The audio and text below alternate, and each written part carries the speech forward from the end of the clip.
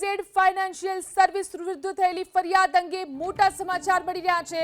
બીઝેડના રોકાણકારોના નિવેદન લેવા માટે 3 પીએસઆઈને જવાબદારી સોંપવામાં આવી છે। સીઆઈડી ક્રાઇમના SP Sanjay Khatte, PSI GR Bharwad, DM Sadhu અને ટીઆર અકબરીને જવાબદારી સોંપી છે। રોકાણકારોના નિવેદન અને તેમની પાસેથી બીઝેડ વિરુદ્ધ ફરિયાદ પણ દાખલ કરાશે।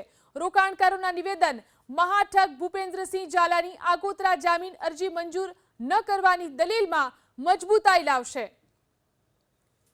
આ વિશે વધુ જાણકારી મેળવી અમારા સંવાદદાતા હિરેન રાજગુરુ ફોન લાઈનથી જોડાયા છે। જી હિરેન, બીઝેડ ગ્રુપ સામે જે કાર્યવાહી થઈ રહી છે તેમાં શું નવા અપડેટ સામે આવી રહ્યા છે? બીઝેડ ફાઇનાન્શિયલ સર્વિસ અને તેના સીઈઓ ભૂપેન્દ્રસિંહ ઝાલા સામે કુલ 5 ફરિયાદ દાખલ થઈ છે અને હવે સીઆઈડી ક્રાઇમ દ્વારા રોકાણકારોનો સંપર્ક કરી અને તેમના નિવેદન લેવાની પ્રક્રિયા હાથ ધરવામાં આવી છે અને આ પ્રક્રિયા માટે થઈ અને 3 પીએસઆઈને જવાબદારી સોંપવામાં આવી છે।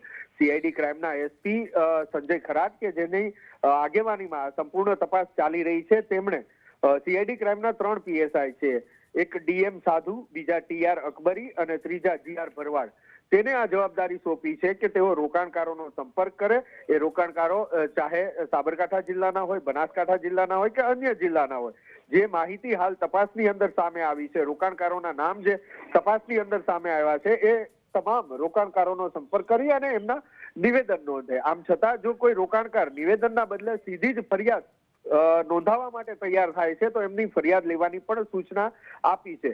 9મી તારીખે એટલે કે સોમવારે જે આગોતરા અરજી ભૂપેન્દ્રસિંહ ઝાલાએ કરી છે, તેમની જામીન માટેની આગોતરા જામીનની અરજી કરી છે, તેની સુનાવણી 9મી તારીખે થવાની છે। આ દરમિયાન પોલીસ આ નિવેદન એકઠા કરી સીઆઈડી ક્રાઇમ એના જામીન મંજૂર ન થાય એવી મજબૂત દલીલ કોર્ટ સમક્ષ કરી શકે, એનો પણ આ એક ભાગ છે। અને બીજું કે કેટલા રોકાણકારો છે એ ખબર પડે, કેટલા રૂપિયાનું રોકાણ કરવામાં આવ્યું છે અથવા તો કરાવવામાં આવ્યું છે, એમાંથી એજન્ટ કોણ કોણ છે એની ખાસ ખબર પડે, કારણ કે રોકાણકાર જ કહી શકે કે કોના મારફતે તેમણે આ સ્કીમની અંદર રોકાણ કર્યું હતું। તો આ બાબતને લઈ અને હવે આ 3 પીએસઆઈને રોકાણકારોના નિવેદન અથવા તો જો તૈયાર થાય તો અલગથી ફરિયાદ નોંધવા માટેની જવાબદારી સોંપવામાં આવી છે। જી જિલ્લા જી આભાર હિરેન, તમામ જાણકારી આપવા માટે।